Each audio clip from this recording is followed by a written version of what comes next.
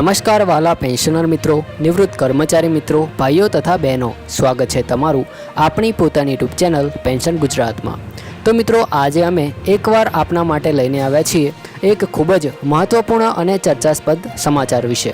તો આજની આ માહિતી ખાસ કરીને કેન્દ્ર સરકારના કર્મચારીઓ અને લાખો પેન્શનરો માટે ખૂબ જ મહત્વ ધરાવે છે। તેથી આજનો વિડીયો તમે શરૂઆતથી અંત સુધી જરૂરથી જોતા રહેજો। જો તમે હજી સુધી આપણી ચેનલ પેન્શન ગુજરાતને સબસ્ક્રાઇબ નથી કરી તો અત્યારે જ સબસ્ક્રાઇબ કરી દેજો, જેથી પેન્શન, પગાર પંચ, ડીએ, ડીઆર અને સરકારી કર્મચારીઓ અને પેન્શનરોને લગતી દરેક મહત્વપૂર્ણ અપડેટ સૌથી પહેલાં આપ સુધી પહોંચી શકે। પરંતુ એ પહેલાં એક નાનકડી વિનંતી છે કે જો ચેનલ પર નવા હોય તો અત્યારે જ સબસ્ક્રાઇબ કરી લેજો। તો મિત્રો, આજના વિડીયોમાં આપણે વાત કરવાના છીએ 8મા પગાર પંચને લઈને ચાલી રહેલી સૌથી મોટી ચર્ચા વિશે। તો છેલ્લા ઘણા સમયથી કર્મચારી સંગઠનો અને પેન્શનર સંગઠનો દ્વારા સતત એવી માંગ કરવામાં આવી રહી છે કે વર્તમાન લઘુત્તમ મૂળભૂત પગાર હવે સમય અનુસાર પૂરતો રહ્યો નથી। વર્ષ 2016માં જ્યારે 7મો પગાર પંચ લાગુ કરવામાં આવ્યું હતું ત્યારે લઘુત્તમ મૂળભૂત પગાર ₹7,000માંથી વધારીને ₹18,000 કરવામાં આવ્યો હતો। તે સમયની આર્થિક પરિસ્થિતિને ધ્યાનમાં રાખીને આ વધારો કરવામાં આવ્યો હતો, પરંતુ લગભગ 10 વર્ષ પછી મોંઘવારી, રોજિંદા ખર્ચા, આરોગ્ય, શિક્ષણ, રહેઠાણ અને અન્ય જરૂરી ખર્ચમાં ભારે વધારો થયો હોવાથી કર્મચારી સંગઠનોનું કહેવું છે કે હવે ફરીથી લઘુત્તમ મૂળભૂત પગારનું પુનઃ મૂલ્યાંકન કરવું જરૂરી બની ગયું છે। મિત્રો, હાલમાં સૌથી વધુ ચર્ચા બે આંકડાઓની થઈ રહી છે। એક છે લગભગ 55,000 અને બીજો છે લગભગ 69,000। હવે ઘણા લોકોના મનમાં પ્રશ્ન થાય છે કે આ બંને આંકડા ક્યાંથી આવ્યા? તો ચાલો તેને સરળ ભાષામાં સમજીએ। તો કેટલાક કર્મચારી સંગઠનોનું માનવું છે કે જો વર્તમાન જીવન નિર્વાહ ખર્ચમાં મોંઘવારી અને પરિવારની જરૂરિયાતોને ધ્યાનમાં લેવામાં આવે તો લઘુત્તમ મૂળભૂત પગાર ઓછામાં ઓછો ₹55,000 હોવો જોઈએ, જ્યારે કેટલાક અન્ય સંગઠનોનું કહેવું છે કે જો વધુ ઊંચા ફિટમેન્ટ ફેક્ટરને સ્વીકારવામાં આવે તો આ લઘુત્તમ મૂળભૂત પગાર લગભગ 69,000 સુધી પહોંચી શકે છે। હવે મિત્રો, અહીં સૌથી મહત્ત્વનો મુદ્દો છે ફિટમેન્ટ ફેક્ટર। ઘણા દર્શકો વારંવાર પૂછે છે કે ફિટમેન્ટ ફેક્ટર એટલે શું? તો સરળ ભાષામાં સમજીએ તો ફિટમેન્ટ ફેક્ટર એ એક એવો ગુણાંક છે જેના આધારે હાલના મૂળભૂત પગાર અને પેન્શનમાં વધારો કરવામાં આવે છે। 7મા પગાર પંચ દરમિયાન 2.57નો ફિટમેન્ટ ફેક્ટર અપનાવવામાં આવ્યો હતો અને તેના આધારે ₹7,000નું મૂળભૂત પગાર વધીને ₹18,000 થયું હતું। હવે કેટલાક કર્મચારી સંગઠનોની માંગ છે કે 8મા પગાર પંચમાં 3.83નો ફિટમેન્ટ ફેક્ટર અપનાવવામાં આવે। જો આવું થાય છે તો હાલનું ₹18,000નું લઘુત્તમ મૂળભૂત પગાર લગભગ 69,000 સુધી પહોંચી શકે છે। પરંતુ અહીં એક મહત્ત્વની વાત સ્પષ્ટ સમજવાની છે કે આ કોઈ અંતિમ નિર્ણય નથી, આ માત્ર કર્મચારી સંગઠનો દ્વારા કરવામાં આવેલી માંગ છે। હવે મિત્રો, અહીં વાત કરીએ કર્મચારી સંગઠનોને શા માટે માને છે કે 18,000 હવે પૂરતા નથી। તો તેમનું કહેવું છે કે વર્ષ 2016 પછી સતત મોંઘવારી વધી છે। ખાદ્ય ચીજવસ્તુઓ, ઘર ભાડું, વીજળી, આરોગ્ય સેવા, દવાઓ, બાળકોનું શિક્ષણ, પરિવહન અને અન્ય તમામ જરૂરી ખર્ચામાં નોંધપાત્ર વધારો થયો છે। મોંઘવારી ભથ્થું એટલે કે ડીએમાં પણ વર્ષો દરમિયાન સતત વધારો થયો છે। સંગઠનોનું કહેવું છે કે જો ડીએમાં આટલો વધારો થયો છે તો તેનો સીધો અર્થ એ છે કે જીવન નિર્વાહનો ખર્ચ પણ એટલો જ વધ્યો છે, તેથી મૂળભૂત પગારનું પુનઃમૂલ્યાંકન થવું જોઈએ। મિત્રો, all India NPS employees federation દ્વારા પણ 8મા પગાર પંચ સમક્ષ વિગતવાર રજૂઆત કરવામાં આવી છે।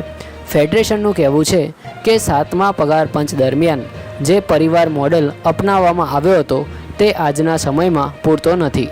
તે સમયે 3 સભ્યોના પરિવારને આધાર માનવામાં આવ્યો હતો, જ્યારે આજે મોટાભાગના પરિવારોમાં કર્મચારી, જીવનસાથી, બાળકો તેમજ આશ્રિત માતા પિતાની જવાબદારી પણ હોય છે।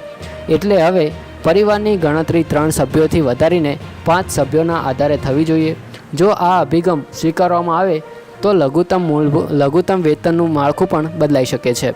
મિત્રો, ફેડરેશને વધુમાં એવું પણ જણાવ્યું છે કે વર્ષ 2025ના અંત સુધીમાં મોંઘવારી ભથ્થું લગભગ 58% સુધી પહોંચી ગયું હતું।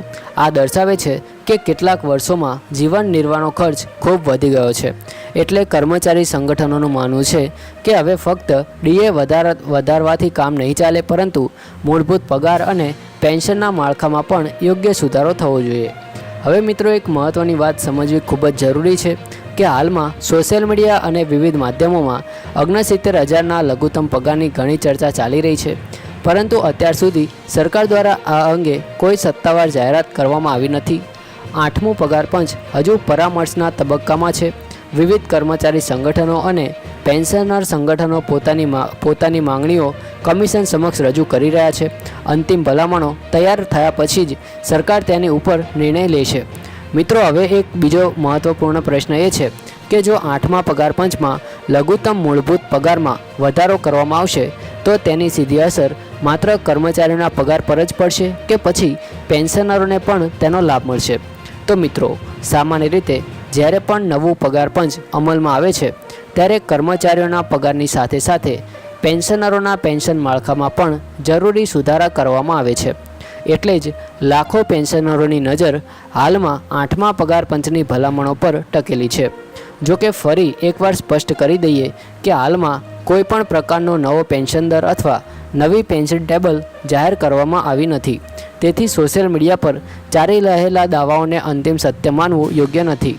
સરકાર અને 8મા પગાર પંચની સત્તાવાર ભલામણો આવ્યા બાદ જ સાચું ચિત્ર સામે આવશે. મિત્રો, હાલમાં જે ચર્ચાઓ ચાલી રહી છે તેમાં એક મહત્ત્વની બાબત એ પણ છે કે 8મું પગાર પંચ માત્ર પગાર વધારાની પ્રક્રિયા નહીં પરંતુ સમગ્ર વેતન માળખાનું પુનઃ મૂલ્યાંકન કરશે. એટલે કે કર્મચારીઓની આજની જીવનશૈલી, મોંઘવારીનું પ્રમાણ, પરિવારના ખર્ચા, આરોગ્ય અને શિક્ષણ જેવી જરૂરી જરૂરિયાતોને ધ્યાનમાં રાખીને નવા ધોરણો નક્કી કરવામાં આવી શકે છે. જો કમિશનને એવું લાગશે કે હાલનું માળખું સમય પ્રમાણે યોગ્ય નથી તો તે નવા માપદંડો નક્કી કરીને પોતાની ભલામણો સરકારને આપશે. મિત્રો, ઘણા દર્શક મિત્રો એવો પણ પ્રશ્ન પૂછે છે કે શું 3.83નો ફિટમેન્ટ ફેક્ટર ચોક્કસપણે લાગુ થઈ જશે? તો મિત્રો, તેનો જવાબ છે ના. કારણ કે આ માત્ર કર્મચારી સંગઠનો દ્વારા કરવામાં આવેલી માંગ છે. અંતિમ નિર્ણય 8મું પગાર પંચ પોતાની વિગતવાર સમીક્ષા બાદ કરશે. શક્ય છે કે કમિશન આથી ઓછો અથવા કોઈ વધુ અન્ય ફિટમેન્ટ ફેક્ટર પણ સૂચવી શકે છે. એટલે હાલ કોઈ ચોક્કસ આંકડાને અંતિમ નિર્ણય તરીકે જોવો યોગ્ય નથી. બીજી વાત એ છે કે 8મા પગાર પંચે પોતાના નિર્ણયમાં માત્ર કર્મચારીઓની માંગણીઓને જ નહીં પરંતુ દેશની આર્થિક સ્થિતિને પણ ધ્યાનમાં રાખવી પડશે. જો એકસાથે લાખો કર્મચારીઓ અને કરોડો રૂપિયાના પેન્શનના ખર્ચામાં વધારો થાય તો સરકારના ખજાના પર પણ તેની મોટી અસર પડે છે. તેથી કમિશન કર્મચારીઓની અપેક્ષાઓ અને સરકારની નાણાકીય ક્ષમતા આ બંને વચ્ચે સંતુલન જાળવવાનો પ્રયાસ કરશે. આ જ કારણ છે કે પગાર પંચની પ્રક્રિયામાં સમય લાગે છે અને દરેક મુદ્દાનું વિસ્તૃત વિશ્લેષણ કરવામાં આવે છે. મિત્રો, તમને આ માહિતી ઉપયોગી લાગી હોય તો વિડીયોને લાઇક કરજો અને પેન્શન ગુજરાત ચેનલને સબસ્ક્રાઈબ કરવાનું ભૂલતા નહીં. જય હિન્દ, વંદે માતરમ.